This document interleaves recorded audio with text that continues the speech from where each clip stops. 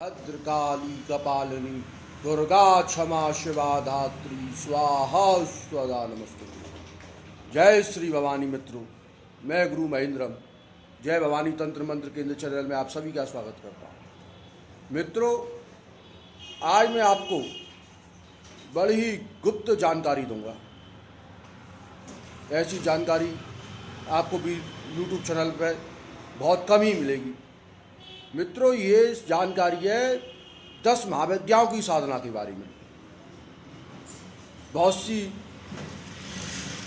Facebook की पोस्टों पर लिखा रहता है कि हम 10 महाविद्याओं के साधक हैं।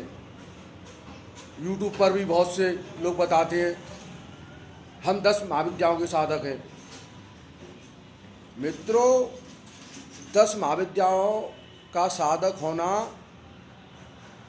आदमी के बस की बात नहीं है। किसी एक का ही साधक हो जाए यही बहुत है। शक्तियां तो सारी एक हैं, एक ही माता आदि शक्ति का सब रूप है। उन्हीं माता महाकाली से उत्पन्न हुई सब महाविद्याएं। मित्रों, महाविद्याओं की सेवा पूजा भक्ति भाव से तो सभी की जा सकती है, लेकिन अगर आप लोग चाहते हो कि हम 10 महाविद्याओं में से किसी एक महाविद्या की साधना करें और उनको सिद्ध करें, तो उसके लिए आपको पहले तो ये जानना होगा कि 10 महाविद्याओं की साधना में सिर्फ आपको एक महाविद्या की साधना करनी है। एक महाविद्या आपसे सिद्ध हो गई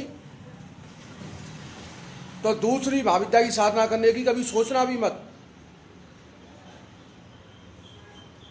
अगर दूसरी महाविद्या की साधना करने की किसी की सोचोगे तो पहले जो महाविद्या आपने सिद्ध कर रखी हैं उनका प्रकोप आप सहन नहीं कर पाओगे। सबसे पहले तो आपकी शक्ति के ऊपर भक्ति में संदेह पैदा होगा। उसके बाद जो शक्ति जो महाविद्या आपने पहले सिद्ध कर रखी है उसको छोड़कर आप दूसरी महाविद्या सिद्ध करने की सोचोगे तो वो महाविद्या सोचो आप कितनी गुस्सा होंगी।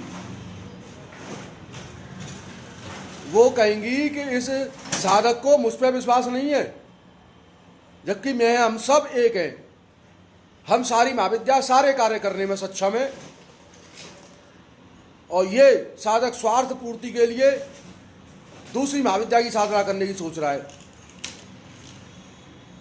तो मित्रों, इससे होगा ये कि आप कितनी भी साधना कर लेना दूसरी महाविद्या की, एक तो उस साधना में आपको कभी भी सफलता नहीं मिलेगी। दूसरे, जो पहले आपने किसी भी महाविद्या को सिद्ध कर रखा है वो महाविद्या भी आपको छोड़ के चली जाएंगी और छोड़ के तो जाएंगी, कभी आप जीवन में 10 महाविद्याओं की साधना करने लायक नहीं रहोगे। और इस गलती का सबक आपको अपने जीवन में देखने को मिलेगा कि हमने क्या गलतियां की और क्या हमको मिल रहा है। तो इसलिए अगर महाविद्या के साधक हो, भक्ति भाव से पूछते हो तो पूछो, और सिद्ध साधक बनना चाहते हो, महाविद्याओं की साधना करना चाहते हो तो किसी एक की करो। सारी महाविद्याएं एक ही स्वरूप है, एक ही माता महाकाली से उत्पन्न हुई हैं, सबकी शक्तियां समान हैं। इस बात का कभी भी विचार मन में मत लाओ कि माता महाकाली प्रथम महाविद्याएं तो उनकी शक्ति बहुत है, बगलामुखी माता की शक्ति बहुत है, धूमावती की कम है या छिन्न मस्तका की ज़्यादा है। ऐसा नहीं है, सारी महाविद्याओं की शक्ति एक समान है। सभी महाविद्या सभी कार्य करने में सक्षम है, लेकिन ये सिर्फ साधक बनने से कार्य नहीं करेंगी। इनका आपको सिद्ध साधक बनना पड़ेगा। साधक और सिद्ध साधक में भी अंतर होता है। हम पहले वीडियो डाल चुके हैं, देखना कि साधक कौन होते हैं और सिद्ध साधक कौन होते हैं। तो आपको अगर महाविद्याओं की कृपा प्राप्त करनी है तो उनको सिद्ध करना होगा। और सिद्ध जब कर पाओगे कि जब किसी योग्य गुरु से, जिन महाविद्या को सिद्ध करना चाहते हो उनकी साधना व उनका मंत्र गुरु मंत्र के रूप में लेना होगा। मित्रों, मंत्र सभी कीलित रहते हैं। कीलित मंत्रों से आप किसी भी महाविद्या माता को सिद्ध नहीं कर पाओगे। उसके लिए आपको किसी गुरु के द्वारा उत्कीलित मंत्र लेना होगा और उसके बाद आपको महाविद्या की साधना करनी होगी। और जरूरी नहीं है साधना में आपको सफलता एक बार में ही मिले। साधना में सिद्धि प्राप्ति के लिए कई बार साधनाएं करनी होती हैं।